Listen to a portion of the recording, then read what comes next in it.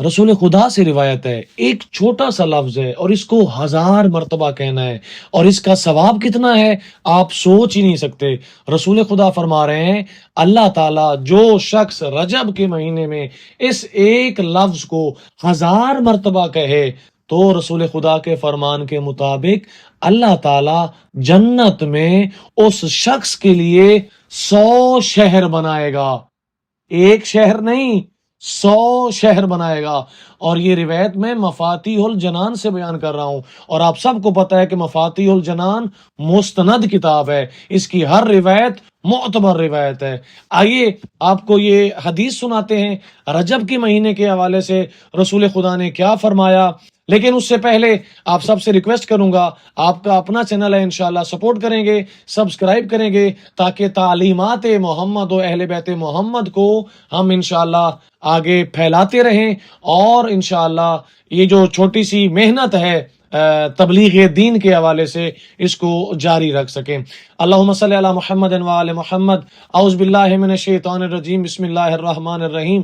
رسول خدا صلی اللہ علیہ وآلہ وسلم کا خوبصورت ترین فرمان آپ کے سامنے پیش کر رہا ہوں۔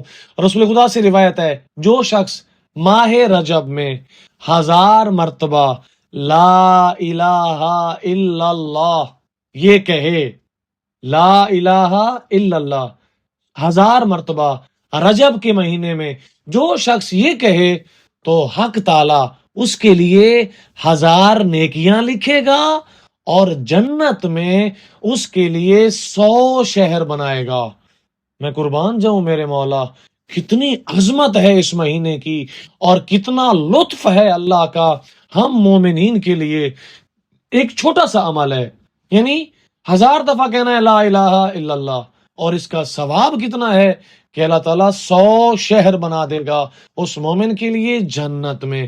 لیکن یاد رہے اس عمل کے ساتھ ساتھ آپ کے دامن میں اعمال صالحہ بھی ہونے چاہیے۔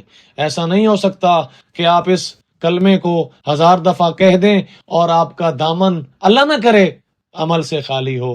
عمل کیجئے، عمل کے ساتھ، نیک اعمال کے ساتھ اگر آپ یہ اعمال رجب کے مہینے میں سر انجام دیں گے تو آپ کے مرتبے میں، آپ کی فضیلت میں، آپ کے درجے میں انشاءاللہ اضافہ ہوگا۔